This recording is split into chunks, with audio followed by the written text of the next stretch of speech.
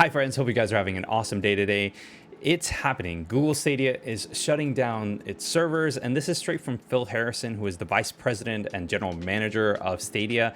He went out and stated on a Google blog post that on January 18th, 2023, the servers will shut down and Google Stadia will officially be dead. Google was also gracious enough to set up an FAQ page talking about what people are going to be asking and what they're going to expect with this shutting down of their servers. For a lot of people, they kind of want to see what's going to happen not only with their games and their library, but also their save data and the hardware overall. So let's go ahead and talk about those things. Guys, if you like videos like this, like the video because likes are free after all, and subscribe. That way you can go in and stay up to date.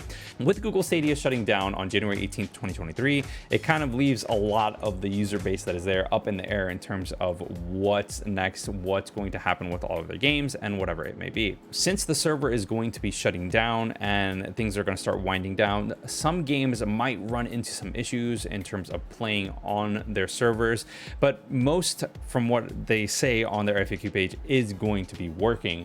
When it comes to save datas though, not everything is going to be transferable unless the developer itself supports a transfer of save data from one platform to the other. Google went ahead and stated that that might not be the case. You might not be able to actually transfer your save data from one game to another, and it might just not be possible. Refunds are going to be happening for hardware, but it's going to be mainly and specifically for purchases from the Google Store. And we're talking about all editions, whether it's just the Stadia controller, the Founders Edition, the Premier Edition, or anything from a Player or Google Watch TV packages, whatever it may be. The one thing that isn't refundable is the Stadia Pro memberships, which I kind of understand, but it still kind of sucks because you had been putting money into something on a monthly basis, hoping to go ahead and get these games that are coming out on a monthly basis, and it just leaves a lot to be desired. But getting a refund for your hardware is at least somewhat nice and kind of them, especially for people that forked out money for Founders Editions. The refund process hasn't been set up. This is still just an announcement, but they've gone ahead and said on their FAQ page that all the refunds will be processed and sent out by January 18th, 2023. If you did pre-order anything on the platform, your pre-order will be canceled, and if you were charged for anything for that pre-order, you will be refunded as well. Now, personally, I don't use Google Stadia as my primary gaming platform, but I do have a Google Stadia kit that was actually sent from Google since I'm a YouTube Premium member. It also came with a couple of months of Stadia Pro, and I was able to try out the service and see for myself whether or not it was worth all of the hype or all of the negativity that was surrounding it was true. The two games that I played was the exclusive that was on there from Tequila Works, as well as Celeste, which is an amazing platformer if you haven't played it. And Celeste, because it is a precision platformer, it definitely requires lag to be as minimal as possible. And when I tried it out and I experienced that lag firsthand, that's when I realized that this as a service just wasn't going to work for me and my gaming habits.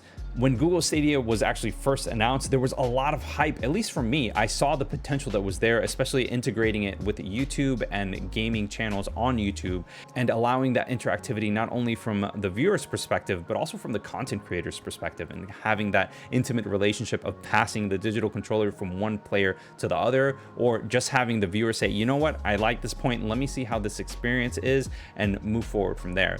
It is such a shame because Google Stadia, as well as cloud gaming overall, just isn't at that point where you can have a cloud only platform and let that run off all on its own. I personally think that it just isn't going to be there, especially with all of the money that was just dumped into this project. Based off of what Jason Schreier said online, over tens of millions of dollars were put into this platform per game in order to ensure that they were there and were available for the user base, albeit as small as it was, on the platform. Guys, I am just kind of disheartened overall because I don't like to see any service fail, especially one that was as ambitious as this.